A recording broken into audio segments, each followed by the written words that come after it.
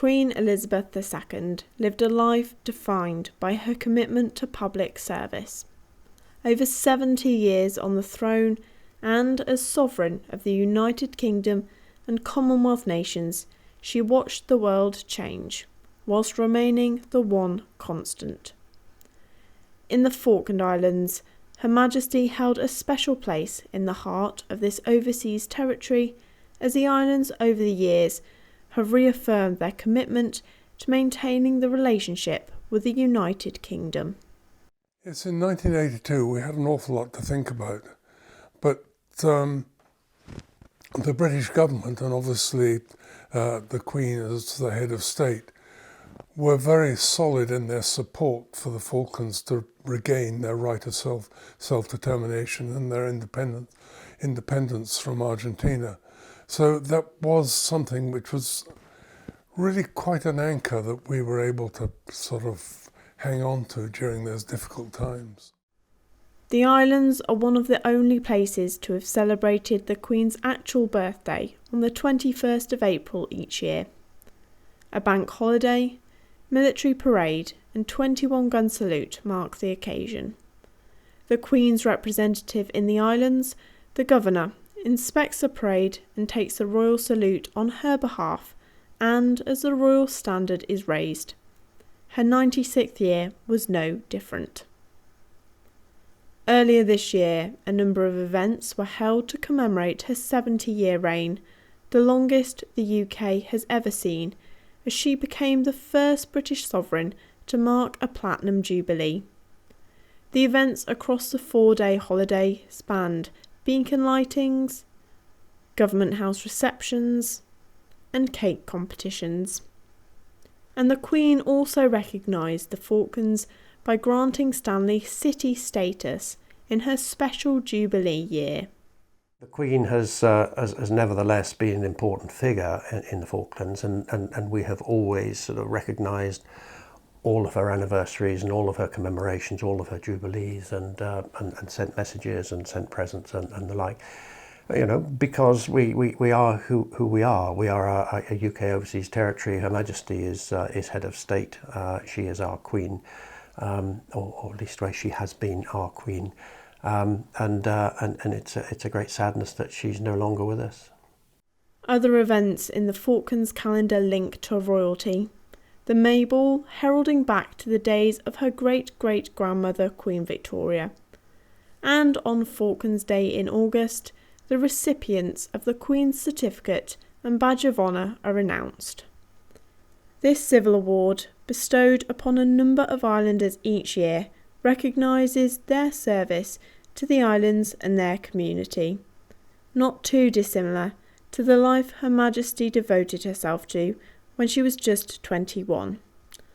While she never visited the islands, over the years many with connections to the Falklands have been honoured in the Queen's birthday and Christmas honours list, and been presented the honours by Her Majesty. The occasion that mattered most of all was when she gave me my OBE, which was a great honour. It wasn't just, well, I didn't think it was just for me, it was for all the people that had helped throughout my time on government. But what was particularly moving that year, she said, I'm only giving out medals this year to people who made a difference to their community. She didn't say whether it was for the good or the bad, but but anyway, so I had an OBE, and she gave me my OBE, and that is one of my greatest memories. I was very fortunate to be given an OBE, and I went to Buckingham Palace and it was presented by the Queen. And I think the most amazing thing there was that although there must have been a large number of us going through in the same process and we all had to be called up and do the thing, she always had something pertinent to say to every person. She knew who they were, where they came from and what their interests were. It was really quite amazing. She was an amazing woman, there's no doubt about it. I met the Queen on 3 occasions, to the best of my recollection. The first was when I received the OBE from her in 1996. And at investiture, you get about a minute and a half, 2 minutes, and she'll have a chat and ask about the Falklands, as we did. That was a very, very nice event. I met her sometime later at the time of her 50th anniversary, so 20 years ago. I happened to be in UK, or indeed I might have gone to the UK, I don't know, for this event, but this was the commemoration of Her Majesty's 50 years as head of the Commonwealth. It was always nice to meet her, and she would always engage with you, so that was nice. Nice memories of having met the Queen. Following the news of the passing of Queen Elizabeth, her son and heir, His Majesty King Charles III, issued a statement saying, "We mourn profoundly the passing of a cherished sovereign and a much-loved mother. I know her loss will be deeply felt throughout the country, the realms and the Commonwealth, and by countless people around the world." She was a lovely lady. You felt that you wanted to give her a cuddle. She was such a nice old grandmother, really. She was regal and she was beautiful, but she put you at ease as soon as you met her, and as I say, you felt that you could give her a cuddle. She was so lovely. She'll be remembered for her consistency through a very long period where Britain has gone through all sorts of things, difficulties, celebrations, everything else. And the Queen has been the sort of steadying factor all the way through that period of time. She really was an amazing woman. So most of my life, she's been there, and I've watched her and admired her from afar. That she had been the Queen for the whole of my life, and I'm very nearly 70.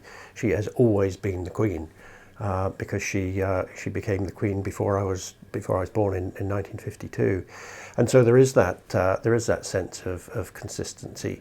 Obviously, as she sort of lived through her reign, she has changed as well, but she's changed in a fashion that has maintained a solidity in the monarchy. But she's been part of our lives for all that time, and it is very sad news. My heart goes out to her family and everybody else who was connected to her. It's a very sad occasion. As the sun sets on Her Majesty's reign, and as the flags are flown at half-mast, it's a loss that will be felt throughout her family, and it will reach to the furthest edges of the United Kingdom, Commonwealth nations and overseas territories. May she rest in peace.